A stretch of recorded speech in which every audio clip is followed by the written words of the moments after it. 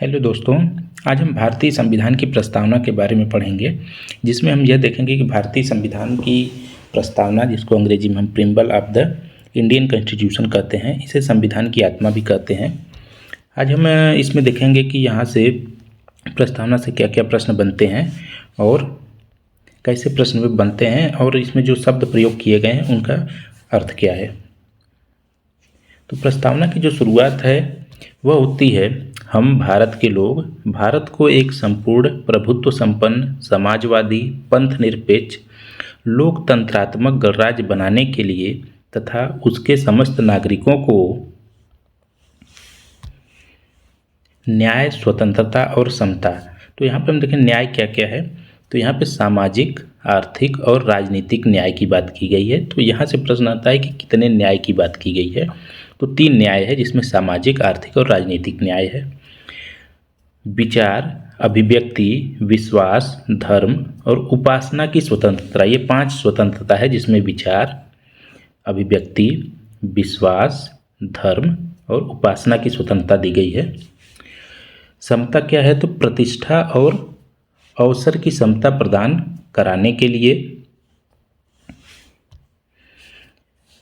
तथा उन सभी में व्यक्ति की गरिमा और राष्ट्र की एकता और अखंडता सुनिश्चित करने वाली बंधुता बढ़ाने के लिए दृढ़ संकल्प होकर इस संविधान सभा में आज तारीख 26 नवंबर 1949 ईस्वी मिति मार्गशीर्ष शुक्ल सप्तमी संवत 2006 विक्रमी को एतद द्वारा इस संविधान को अंगीकृत, अधिनियमित और आत्मार्पित करते हैं।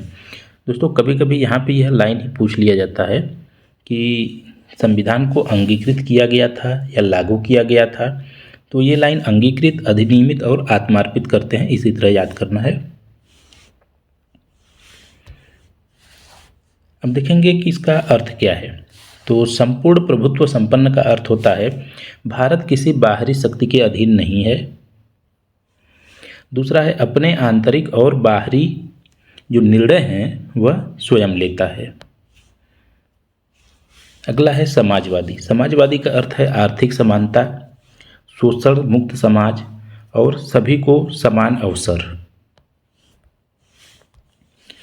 पंथ निरपेक्ष, सेक्युलर। पंथ निरपेक्ष का अर्थ होता है राज्य का कोई धर्म नहीं, सभी धर्मों को समान सम्मान दिया जाएगा और सब धर्म की स्वतंत्रता होगी, यानी कि कोई भी धर्म या पंथ मानने के लिए जो भी लोग हैं वे स्वतंत्र होंगे। लोकतांत्रिक का क्या अर्थ है? तो लोकतंत्र का अर्थ होता है जनता द्वारा सरकार, जनता के लिए सरकार और जनता के माध्यम से सरकार, यानी कि जनता द्वारा चुनी गई सरकार होती है।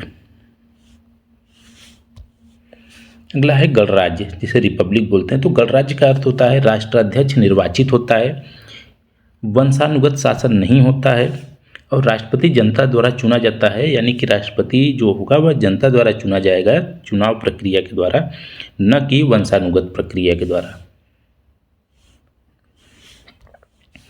न्याय और स्वतंत्रता, जस्टिस और लिबर्टी क्या होती है? तो न्याय, जैसा हमने बताया, सामाजिक न्याय, आर्थिक न्याय और राजनीतिक न्याय मिलेगा। स्वतंत्रता, तो विचार की स्वतंत्रता, अभिव्यक्ति की स्वतंत्रता, विश्वास, धर्म और उपासना की स्वतंत्रता हमें प्रीम्बल के द्वारा यानी कि प्रस्तावना में मिलती है।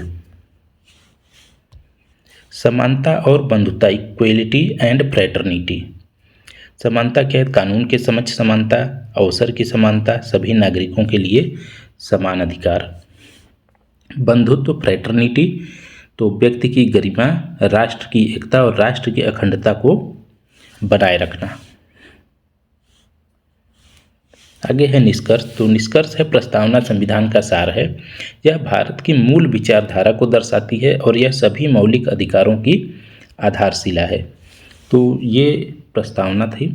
इस वीडियो में जितना भी हमने प्रस्तावना के बारे में बात किया है, तो कहीं भी प्रश्न अगर आता है तो प्रस्तावना से इतना ही प्रश्न आता है, इसके बाहर प्रश्न नहीं आते हैं। यहाँ पर जो मुख्य है, जैसे न्याय की बात है, स्वतंत्रता की बात है और यहाँ पर लोकतंत्र का क्या अर्थ है, पंथ निरपेक्ष का क्या अर्थ है, समाजवाद का क्या अर्थ है, इस तरह से प्रश्न पूछे जाते हैं। और सबसे मुख्य यहाँ पे संपूर्ण प्रभुत्व संपन्न। और इसके साथ साथ ये लाइन जो हमने बताया, संविधान को अंगीकृत, अधिनियमित और आत्मार्पित करते हैं 26 नवंबर 1949 ईस्वी। तो ये महत्वपूर्ण है क्योंकि 26 नवंबर को संविधान दिवस के रूप में मनाया जाता है। इसके साथ साथ न्याय, स्वतंत्रता और समता की बात करेंगे तो सामाजिक, आर्थिक और राजनीतिक न्याय, स्वतंत्रता में विचार, अभिव्यक्ति, विश्वास, धर्म और उपासना की स्वतंत्रता, यह महत्वपूर्ण है। और प्रतिष्ठा और अवसर की समता प्रदान कराने के लिए ये कम पूछा जाता है, लेकिन आपको न्याय और स्वतंत्रता के बारे में पूछा जाता है।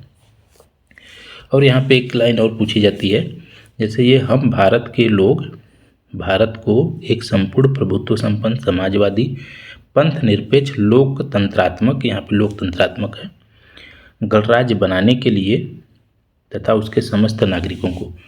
तो यहाँ पे भारत के लोग शब्द को पूछा जाता है और इसके समस्त नागरिकों को यह शब्द पूछा जाता है कि क्या यहाँ पे प्रयोग है।